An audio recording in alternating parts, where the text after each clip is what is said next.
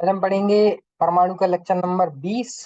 और पहले 19 जो है हमारे लेक्चर हो चुके हैं। आशा है कि इतनी एनसीईआरटी आपने कंप्लीट कर ली होगी। और लगभग चैप्टर अब खत्म ही होने वाला है, कुछ बचा नहीं है बस चैप्टर में। इस बाद एक एक टॉपिक ही बचा है, उसके बाद हम खत्म कर देंगे चैप्टर को। तो देखिए, अगर आपने अभी तक एनसीईआरटी नहीं पढ़ी है ना, तो प्लीज पढ़ लीजिए। मैं कहता हूँ प्लीज पढ़ लीजिए, वरना आप फिर वही बोलोगे कि यार पढ़ा अच्छे से आया नहीं, ये वो। मेरे हिसाब से अगर अभी एनसीईआरटी पढ़ लोगे तो अभी भी हो सकता है कि आपको आ जाए, मतलब अभी आ जाएगी। अभी आ तो जब भी जाएगी, कभी भी जाएगी, बट लेकिन अभी आप मेरे साथ कंप्लीट कर लोगे तो आपको सरल पड़ेगा। लेकिन बाद में अगर आप सोचो कि बाद में पढ़ लूंगा, तो आपको थोड़ा सा जो है मेहनत एक्स्ट्रा करनी पड़ेगी। तो मेरे हिसाब से मेरे साथ कंप्लीट कर लीजिए, तो आपको शायद जो है थोड़ी कम मेहनत जो है वो करनी पड़ेगी। तो चलिए आज का लेक्चर शुरू करते हैं। तो आज हम क्या पढ़ेंगे? आज हम पढ़ेंगे उदाहरण 12.6। और इसको अच्छे से समझेंगे। और इसको समझने से पहले आपकी जो थ्योरी पूरी क्लियर होनी चाहिए, फॉर्मूला आपको सारे याद होने चाहिए। और अगर ऐसा नहीं है तो फिर मुश्किल है आपको अब खुद कर पाओ आप, क्योंकि अगर आपको थ्योरी क्लियर नहीं है, आपको फॉर्मूला नहीं आते, तो मुश्किल है। तो आप पहले फॉर्मूला सारे याद करके आइए, थ्योरी अच्छे से कंप्लीट करके आइए। इस दौरान को फिर आप खुद खुद करना। फिर अगर नहीं है, फिर आप देखेंगे जो है आपको सॉल्यूशन हल। तो चलिए प्रश्न की तरफ बढ़ते हैं। रेडबर्ग सूत्र का उपयोग करके हाइड्रोजन स्पेक्ट्रम की लाइमैन श्रेणी में प्रथम चार स्पेक्ट्रमी रेखाओं की तरंगदैर्घ्य का परिकलन कीजिए।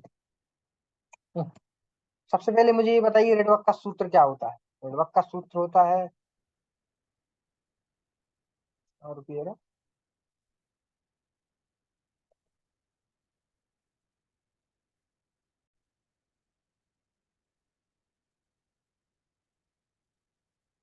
तो हमने जो फॉर्मूला देखा था ई का,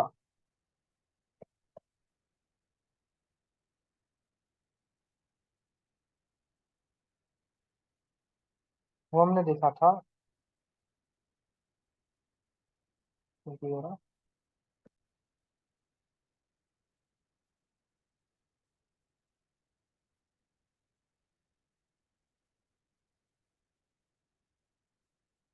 एम ई की पावर 4, 8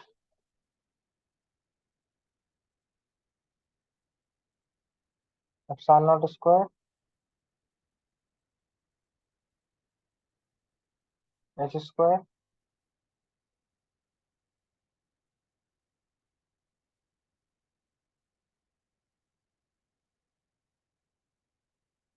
एंड फाइनल।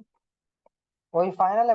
पहले आपको कंफ्यूज नहीं होना है। पहले इनिशियल वाला और दूसरे फॉर्म में यूज होता है, जिसमें जिसमें ई की जगह 1 अपॉन लेमडा तरंग दैर्घ्य जो होती है, जिसमें 1 अपॉन लेमडा होता है, वो अलग फॉर्मूला होता है। ये जो हम ऊर्जा का फॉर्मूला लगा रहे हैं, तो ये जो इसमें पहले फाइनल आता है। और 1 अपॉन 1 अपॉन लेमडा वाले में इनिशियल पहले, मतलब एन आई पहले आता है, इसमें एन एफ पहले आता है। उसमें से घटाएंगे एन आई को। ये जो रेडवर्क का सूत्र है। तो यहाँ से हम जो है, उन्होंने कहा है कि हमको तरंग दैर्घ्य निकालिए। तो तरंग दैर्घ्य निकालेंगे कैसे? तो थोड़ा सा फॉर्मूला को जो है चेंज करना पड़ेगा। चलिए एक काम करते हैं, ई की जगह अपन लिख देते हैं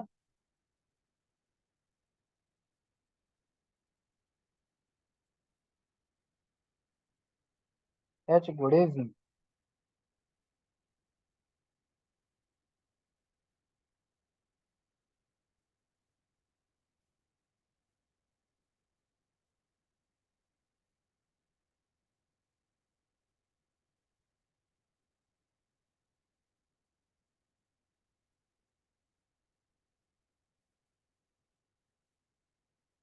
1 अपॉन, वही सेम का सेम, वैसे जिसमें मैंने ई की जगह जो है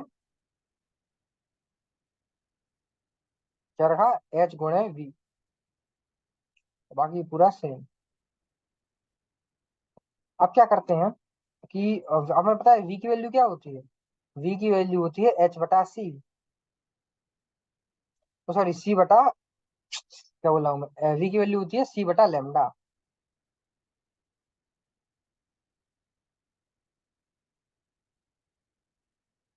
बाकी पूरा सेम आ जाएगा।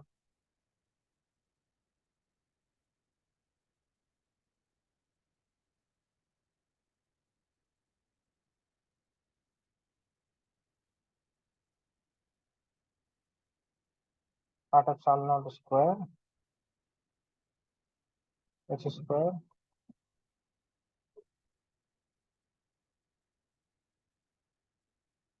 1 बटा एन फाइनल -1 इनिशियल एन आई। अब एक काम करिए, लेमडा को निकालने के लिए लेमडा को ले जी, बाकी सबको नीचे ले आइए। तो मैं इस चीज को जो है रफ कर रहा हूँ।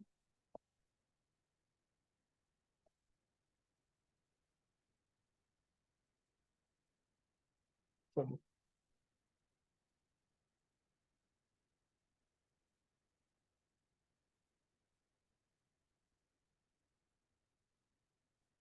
तो रफ कर देते हैं।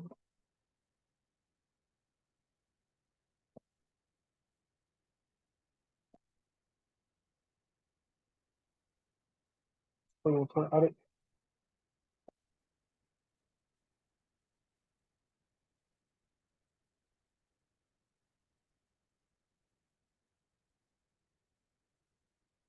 तो यहाँ पर रख देते हैं, हाँ।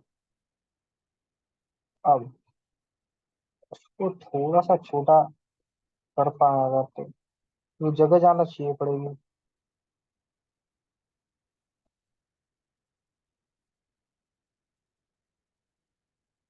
अभी ठीक रहेगा।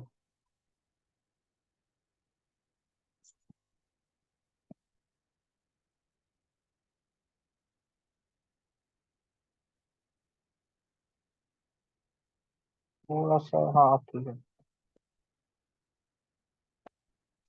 इसको उठा के यहाँ पर रख देते हैं। चलिए, अब क्या करना है अपन को, अब लेमडा की वैल्यू निकालनी है। तो लेमडा की वैल्यू कैसे निकलेगी?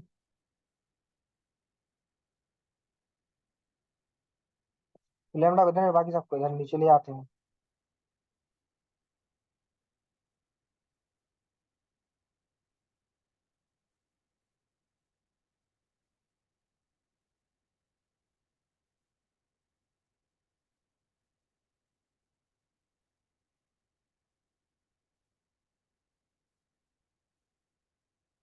Am not square H square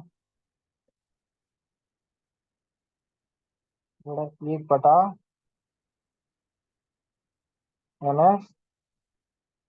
minus 1/ni। ठीक है, इसको भी हम थोड़ा सा छोटा कर लेते हैं।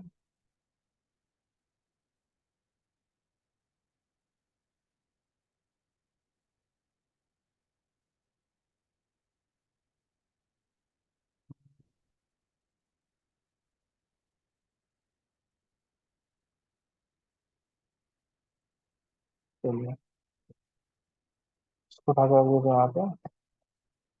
अब देखिए,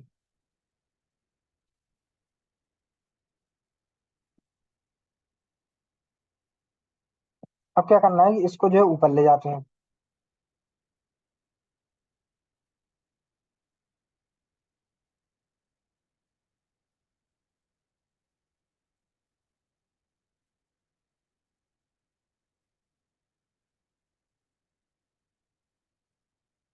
8 epsilon not square H square बटा m⁴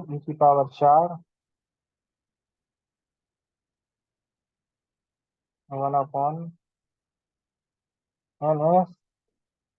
-1/n i। इस फॉर्मूले में वैल्यू रखने वाली। अब देखिए,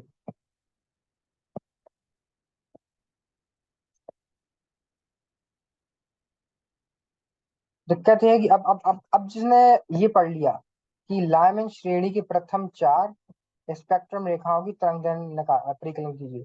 तो पहली चार का मतलब क्या है? लाइमैन मतलब पहली। तो आप ये समझ लीजिए कि दूसरी, तीसरी, चौथी, पांचवी, एक, एक, एक, एक।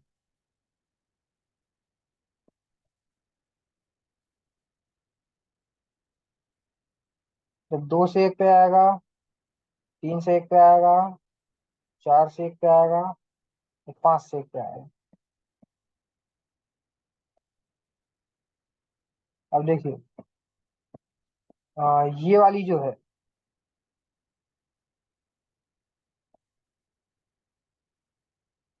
ये जो है प्रथम जो है पहली जो है स्पेक्ट्रमी रेखा है।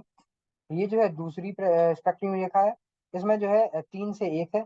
और ये जो है 4 से 1 है। ये है जो है अपनी, ये जो है पहली, ये दूसरी, ये तीसरी में 4 से 1 जा रहा है। लोग गलती क्या कर देते हैं कि पहले में जो है जो तीसरे में है वो दूसरे में है 3 से 1, लेकिन वो लगा देते हैं दूसरे में 2 से 1। जैसे हमसे पूछा जाए कि दूसरी स्पेक्ट्रम रेखा बताओ, तो वो कहेंगे 2 से लेकर 1 तक। नहीं नहीं, दूसरी स्पेक्ट्रम रेखा का मतलब है 3 से लेकर 1।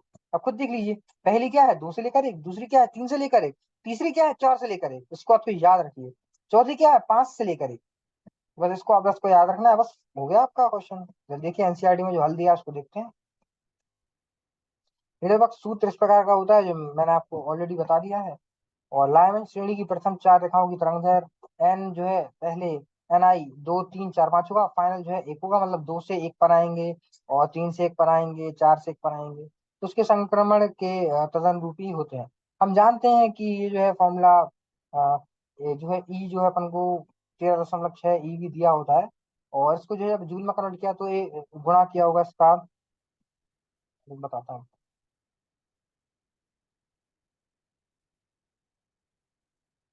13.6 गुणा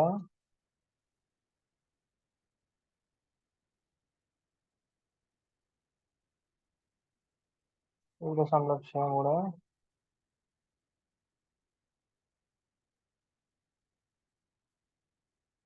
10 की घात -19। ये रही। बस इसी को जो है कैलकुलेट करेंगे तो आप आपकी वैल्यू जो है वो ये आ जाएगी। उसके बाद क्या है, सीधा फॉर्मूला है। ये फॉर्मूला हमने जो हमने लिखा था पहले, वही फॉर्मूला है, सेम टू सेम। और बस इसको जो है यहाँ इन लोगों ने क्या किया, हम जो है 8 epsilon not square H square को ऊपर ले गए थे, इन लोगों ने उसकी वैल्यू ही निकाल दी, एम ई की power 4 8 epsilon not H square की जो है इन्होंने वैल्यू ही निकाल दी। और डायरेक्ट जो है इन्होंने वैल्यू रख दी। तो एन आई स्क्वायर जो है इसको 2 3 4 5 इसको कुछ भी कर सकते हैं। तो उस हिसाब से जब इन्होंने एन आई स्क्वायर के फॉर्म में जो है ये क्या रखा कि एन आई को जो है इन्होंने एन आई लिखा लेने दिया पहले, और सारी जो है वैल्यूज यहाँ पे रख दी। सारी वैल्यूज रखने के बाद जो है इन्होंने जो है इस प्रकार की जो है इक्वेशन जो है बना ली। हाँ, इक्वेशन ही बना ली इन लोगों ने। ये दिमाग को दिखाता है, जैसे कि ये है, इन लोगों ने इक्वेशन बना ली है एन आई स्क्वायर के फॉर्म में, कि हम एन की वैल्यू डालेंगे और हमको जो है वेवलेंथ मतलब तरंग दैर्घ्य जो है पता चल जाएगी। इन लोगों ने जब वैल्यूज रखी, तो इससे संबंध में एन आई की वैल्यू जब 2 3 4 5 रखी गई, तो प्रति स्थापित करने पर हमें चारों जो है वांछित तरंग दैर्घ्य प्राप्त होती हैं। इस प्रकार है, लेमडा 2 से लेकर 1 तक की थी 1218 आर्मस्ट्रॉन्ग। और लेमडा 3 से लेकर जब 1 पे आया तो कितनी 1028 आर्मस्ट्रॉन्ग। जब 4 से इलेक्ट्रॉन 1 पर आया तो उसकी लेमडा जो है 974.3 आर्मस्ट्रॉन्ग। और जब वो 5 से 1 पे आया तो 951.4 आर्मस्ट्रॉन्ग की जो है तरंग दैर्घ्य जो निकली। और इस तरंग दैर्घ्य का जो है फोटोन निकला। उस फोटोन जो है हमको एक प्रकाश दिखाई दिया। तो आज हमने पढ़ा उदाहरण 12.6, फॉर्मूले को समझा अच्छे से, उसकी देखा उसको। उदाहरण जो है बड़ा इजी था कुछ ज्यादा टफ था नहीं, मतलब थोड़ा सा था। फॉर्मूले का डिजाइन थोड़ा चेंज करना था, बाकी कुछ था नहीं। चाहे कोई भी मेथड यूज कर लो, क्वेश्चन इजी था। थोड़ा अगर आपको फॉर्मूला याद होता, फट क्वेश्चन कर दीजिए। इसलिए मैं कहता हूँ फॉर्मूले याद कर लिए उदाहरण करने से पहले। उदाहरण करने से पहले आपको फॉर्मूले सारे याद होने चाहिए। थ्योरी आपकी क्लियर होनी चाहिए, जिससे आपको क्वेश्चन को समझ पाएंगे क्वेश्चन कहना क्या चाह रहा है। थ्योरी क्लियर होनी चाहिए, फॉर्मूला आना चाहिए, बस हो गया न्यूमेरिकल। कोई दिक्कत थोड़ी होती है। तो बस उदाहरण 12.6 हमारा हो चुका है। कल हम पढ़ेंगे बोर के क्वांटीकरण के द्वितीय अभिग्रहित का दी ब्रोगली द्वारा स्पष्टीकरण। और बस इसके बाद खत्म ही है चैप्टर इस टॉपिक के बाद, जिसको थोड़ा और आगे एक टॉपिक और है इसके बाद। उसके बाद जो है हम जो है इस परमाणु जो है चैप्टर को खत्म करेंगे। और बाकी इसके एनसीईआरटी जो है वो आप पढ़ लीजिएगा, क्योंकि अगर आप पढ़ के आएंगे तो आपको और अच्छे समझ में आएगा। और उदाहरण जो है वो तो मैं आशा करता हूँ आपको आ गया होगा, समझ में नहीं आया तो आप वीडियो पीछे करके देख सकते हैं, कोई दिक्कत वाली बात नहीं है। और और इसको जो है जो नेक्स्ट टॉपिक है हमारा, उसकी एनसीईआरटी आपको पढ़ के आनी है, जिससे आपको जो है अच्छे से समझ में आएगा अगला लेक्चर। और 20वां लेक्चर हो चुके हैं, कल 21वां लेक्चर है, तो मैं ट्राई करूंगा कि कम से कम लेक्चर में खत्म कर दूं वैसे। और कम से कम ही लेक्चर लूंगा मैं, ज्यादा लेक्चर लूंगा नहीं। और चलिए फटाफट टॉपिक को खत्म करेंगे कल और अगले लेक्चर में। चलिए मिलते हैं अपने अगले लेक्चर में, तब तक के लिए टाटा बाय।